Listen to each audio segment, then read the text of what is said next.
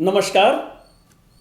हमारा आज का विषय है कि जब आप धन का अर्जन नहीं करते हैं, आप अगर नहीं कमाते हैं तो आपके साथ लोग कैसा व्यवहार करते हैं या फिर आपके साथ कैसा व्यवहार हो सकता है, हम उसी के बारे में बात करेंगे। और हमारे धर्म ग्रंथ में इसके बारे में क्या वर्णन किया हुआ है वो भी हम बात करेंगे।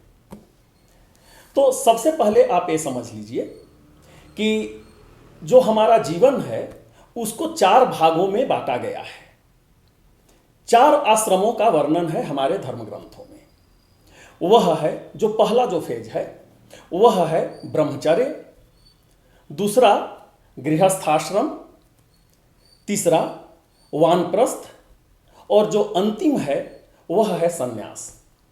तो इसमें से ब्रह्मचर्य, वानप्रस्थ और संन्यास, इसमें धन कमाना जरूरी नहीं है। यहाँ पर धन का उतना महत्व नहीं है, परंतु जब आप गृहस्थ आश्रम में हैं, आपका विवाह हो चुका है, उस समय धन कमाना ही धर्म है।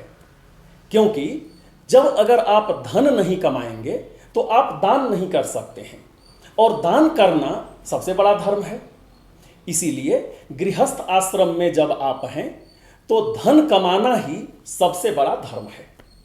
पर इसका मतलब यह नहीं है कि धन कमाने के चक्कर में हम कोई अधर्म कर बैठें। धार्मिक होते हुए भी जो धर्म के विधि से जो धन कमाया जा सकता है, हम उसका बात कर रहे हैं।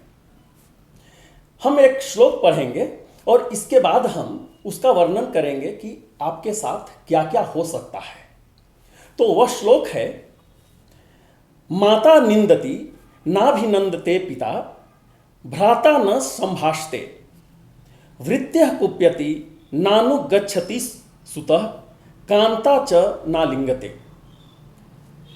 इसका मतलब है माता निंदति, मतलब अगर आप धन नहीं कमा रहे हैं और गृहस्थ जीवन में हैं, मतलब आपका विवाह हो चुका है और आप धन का अर्जन नहीं कर रहे हैं, तो सबसे पहले माता ही आपका निंदा करना शुरू कर देती है।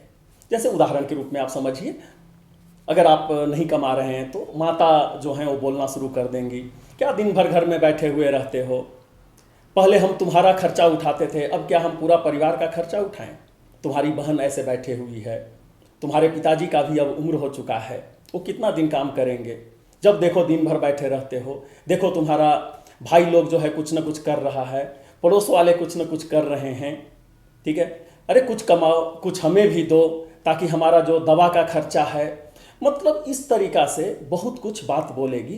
तो शुरुआत आपको माता से ही शुरू हो जाएगी। जो माता है वो आपको निंदा करना शुरू कर देगी। माता निंदती नाभिनंदती पिता, मतलब जो पिताजी हैं वो भी आपका अभिनंदन नहीं करते हैं। यहाँ अभिनंदन से मतलब है कि जब आप कमाना शुरू कर देते हैं तो जो पिता हैं वो एक आपके मित्र बन जाते हैं, और आप जो भी बात विचार करते हैं उसमें वो अपना भी सहमति देते हैं कि हाँ हाँ सही है, आप करो आगे, हम तो साथ में हैं ही। मतलब जो आपका भाव होता है उसके साथ आपका पिता का भी जुड़ाव हो जाता है। परंतु अगर आप नहीं कमा रहे हैं तो आपका बात का भी कोई वैल्यू नहीं होता है। उस समय अगर आप सही बात भी अगर पिताजी के सामने बोलेंगे तो वो आपका अभिनंदन नहीं करेंगे, बल्कि उल्टा आपको बोल देंगे, अरे तुम चुप रहो, अपना काम से मतलब रखो। मतलब इस तरह से आपको बेइज्जती का अनुभव करना पड़ेगा। माता निंदती, पिता जो हैं वो अभिनंदन नहीं करेंगे। भ्राता न संभाषते, मतलब जो आपके भाई लोग हैं वो भी आपसे सीधा मुंह बात नहीं करेंगे। वो भी ये सोचेंगे कि घर में पड़ा हुआ है, हम लोग कमा रहे हैं, ये कुछ कर नहीं रहा है। वो भी चाहेंगे कि आपसे दूर ही रहें, आपसे बात करना नहीं चाहेंगे। भ्राता न संभाषते। भृत्य कुप्यति, मतलब जो आपके घर के जो नौकर हैं, आपके जो सेवक हैं, वो भी आपकी आज्ञा का पालन नहीं करेंगे। वो भी आपसे उदंडता से ही बात करेंगे।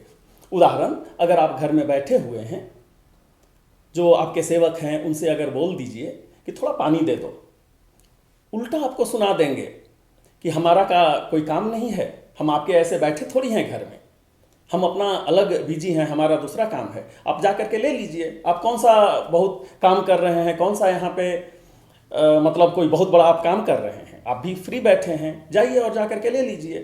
देखिए मतलब उस तरह का जो आपके सेवक हैं वो भी आपके साथ उस तरह से व्यवहार करेंगे। बाद में नानु गच्छति सुतः, जो आपके मित्रगण हैं वो आपसे दूरी बनाना शुरू कर देंगे। वो चाहेंगे कि आप जितना उनसे दूर रहें उतना ही अच्छा है। उनको बराबर भय बना रहेगा कि कहीं आप उनसे कुछ मांग न लें, कुछ उधार न मांग लें। आपका फ़ोन उठाना बंद कर देंगे। अगर आप सामने भी मिल जाएंगे तो कुछ न कुछ बहाना करके वहाँ से निकल जाएंगे। तो देखिए आपके जो मित्र हैं, मित्र न रहेंगे, वो आपसे दूरी बनाना शुरू कर देंगे।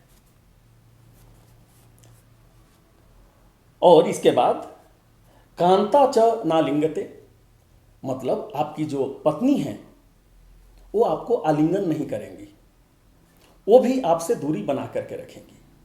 वो भी आपको ताना तो मारेंगे ही, साथ में ये आलिंगन नहीं करेंगी। वो चाहेंगे कि आप उनसे जितना हो दूर ही रहें अगर आप धन का अर्जन नहीं करते हैं।